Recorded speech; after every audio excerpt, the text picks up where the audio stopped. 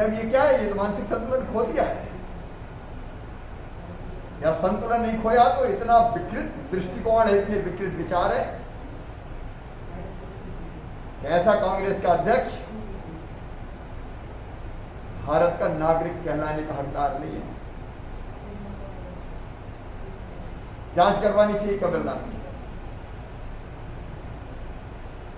या फिर मैडम सोनिया गांधी को कांग्रेस से बाहर करना चाहिए। और नीति यह माना जाएगा कि श्रीमती सोनिया गांधी जी, आप और आपके राहुल दोनों भी ये मानते हैं जो कमलनाथ मानती है। दुर्भाग्यपूर्ण है। सोनिया गांधी जवाब दे, क्या श्रीमती सोनिया गांधी जी आप कमलनाथ के बयान से सहमत हो? आपके मध्य प्रदेश का अध्यक्ष कह रहा है कि भारत बदनाम है, कांग्रेस को लज्जा और शर्म नहीं आती। सत्ता जाने के बाद लगता है कमलनाथ ने मानसिक संतुलन खो दिया। जाको प्रभु दारुण दुख दे ही बाकी मति पहले हर ले, विनाश काले विपरीत बुद्धि। अरे कमलनाथ जी और मैडम सोनिया गांधी जी, भारत अत्यंत प्राचीन और महान राष्ट्र है। इसकी गौरव गाथाएं सारे विश्व ने गाई है। इसी धरती पे जन्म लिया कमलनाथ, और आज कह रहे भारत बदनाम है। क्या अपने देश को बदनाम कहना देश के साथ गद्दारी नहीं है? क्या ये कांग्रेस का सोच है? क्या स्वर्गीय पंडित जवाहरलाल नेहरू और स्वर्गीय इंदिरा जी वो ऐसी कांग्रेस चाहती थी? यही शिक्षा दी गई। मैडम सोनिया गांधी, मौन तोड़ना पड़ेगा। आप साफ करो, या तो कमलनाथ गलत है, पार्टी के बाहर करो, या फिर ये कह दो कि मैं कमलनाथ के बयान से सहमत हूं। ये वो कमलनाथ जो कहते हैं प्रदेश में आग लगा दो। महासंकट से प्रदेश जूझ रहा है, देश जूझ रहा है। हम जनता के साथ मिलकर दिनों रात कोरोना संक्रमण रोकने में लगे, कम करने में लगे, लोगों की सेवा में लगे, इलाज और दवाइयों के इंतजाम में लगे।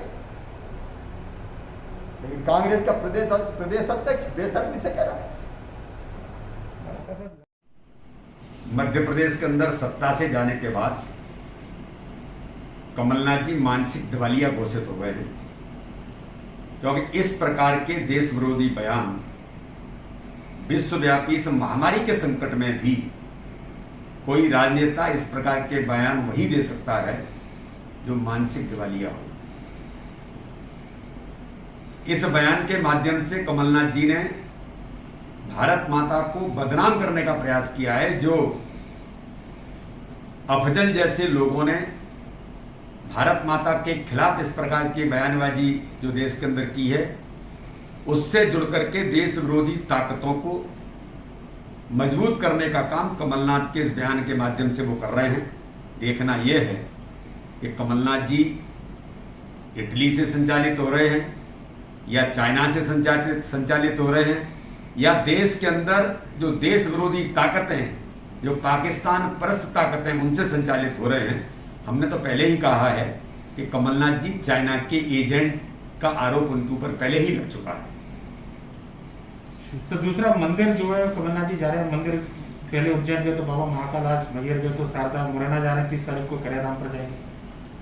देखिए, चाहे वो मंदिर जाएं या कहीं भी जाएं, लेकिन जिस प्रकार से उन्होंने भारत माता को अपमानित किया है, देश विरोधी ताकतों को मजबूत करने का काम इस प्रकार के बयानों के माध्यम से किया है कि भारत महान नहीं, भारत बदनाम है, ये बहुत गंभीर है और भगवान भी इनको माफ नहीं करेगा। देश की जनता तो इसका जवाब देगी ही, महाकाल भी जवाब देंगे, मैहर की माता भी जवाब देगी, क्योंकि हम सब लोग तो देश की रक्षा के लिए, देश को इस संकट से बचाने के लिए उनसे अनुनय विनय करने के लिए जाते हैं, लेकिन कमलनाथ तो देश को बदनाम करने के लिए मंदिर में जाकर के देश को बदनाम करने के इस प्रकार के बयान दे रहे हैं। अत्यंत दुर्भाग्यजनक है, जो देश के लिए घातक है। सर, केंद्र सरकार गृह मंत्रालय ने गाइडलाइन जारी की है जो 31 मई तक की 30 जून तक जो है जहां संक्रमण ज्यादा है सख्ती से लॉकडाउन का पालन करा जाए। 1 तारीख से मध्य प्रदेश के अंदर अनलॉक की प्रक्रिया शुरू होने वाली है, तो क्या केंद्र की गाइडलाइन और उस सारी चीजों को ध्यान में रखा जाए? देखिए, केंद्र की गाइडलाइंस को पूरी तरह से ध्यान में रखकर कोरोना का जो गाइडलाइन है उन सारी बातों को ध्यान में रख करके ही निर्णय सरकार करेगी। और सरकार ने किए हैं कि अनलॉक की प्रक्रिया भी कितनी करना है कि जिसके कारण से कोई पुनः ऐसी परिस्थिति न बने कि फिर से ये जो संकट है वो संकट बढ़े। इसलिए मध्य प्रदेश की सरकार इसमें बहुत संवेदनशील है और अलर्ट होकर के जो आवश्यक निर्णय होगा वही करेगी। सर, दमोह के लेकर क्या जो परिणाम निकल कर उसको लेकर पार्टी ने समीक्षा वगैरह सब कुछ कर लिया है क्या? बिल्कुल किया है। दमोह की समीक्षा लगातार हमने की है और बहुत नीचे तक की है। सारे लोग जो उस काम को देख रहे थे उनके आधार पर सबसे बात करके हुई है। हमने उनको नोटिस भी किया और उसके जवाब मिले और इसके बाद संगठन और उस पर जो निर्णय करना है वो सबसे बात होने के बाद निर्णय करेंगे।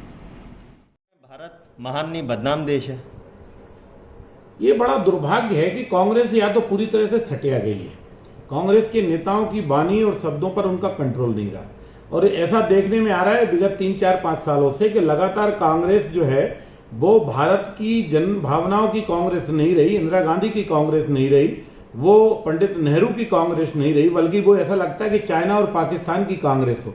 कभी कांग्रेस के नेता आतंकवादियों को जी और कहकर संबोधित करते हैं और कभी कांग्रेस जो है खुलेआम तौर पर, चाहे राहुल गांधी जी हो चाहे कमलनाथ जी हो, अन्य नेता चाइना से जाकर मिलते हैं। अगर कांग्रेस के मैं नेताओं से पूछना चाहता हूं कि धिक्कार है, क्या भारत बदनाम देश है? अरे कांग्रेसियों, क्या शहीदों को मुंह दिखाओगे? क्या मुंह दिखाओगे नेताजी सुभाष चंद्र बोस को? क्या मुंह दिखाओगे पंडित जवाहरलाल नेहरू को, जिनने आजादी की जंग में लड़े हैं? चंद्रशेखर आजाद, राम प्रसाद बिस्मिल, खुदीराम बोस, अशफाक उल्लाह खान, नेताजी सुभाष चंद्र बोस, भगत सिंह जैसे कुर्बान हुए नौजवान, उनको क्या मुंह दिखाओगे? अरे जो शब्द हम अंग्रेजों से नहीं बोल पाए वो शब्द आज कांग्रेस ही बोल रहे हैं। अंग्रेजों को तक झकमरा कर कहना पड़ता था कि भारत सोने की चिड़िया है और आज कांग्रेस कह रही है कि भारत बदनाम देश है। धिक्कार है कमलनाथ जी। हम तो सोचते थे कि आप केंद्रीय मंत्री और मध्य प्रदेश के मुख्यमंत्री रहे, कुछ समझदार नेता होंगे, लेकिन आप तो उन नेताओं से भी, सड़क छाप नेताओं से भी गए गुजरे व्यवहार कर रहे हो। जो व्यवहार कभी राहुल गांधी करते हैं वैसा व्यवहार आप कर रहे हो। भारत को बदनाम करने वाले लोग इस हिंदुस्तान छोड़ो विश्व के किसी भी कोने में नहीं रह सकते। भारत देशभक्तों का देश है। इस 2700 साल तक संघर्ष करने वाला जो देश आज सर उठाकर चल रहा है वो देश का नाम हिंदुस्तान है, वो देश का नाम भारत है। और आज आप भारत को बदनाम कहते हो और इसलिए कमलनाथ जी आपको शर्म आनी चाहिए पूरी कांग्रेस को। सोनिया की कांग्रेस होने का मतलब ये नहीं है कि राष्ट्रीयता खत्म हो गई है।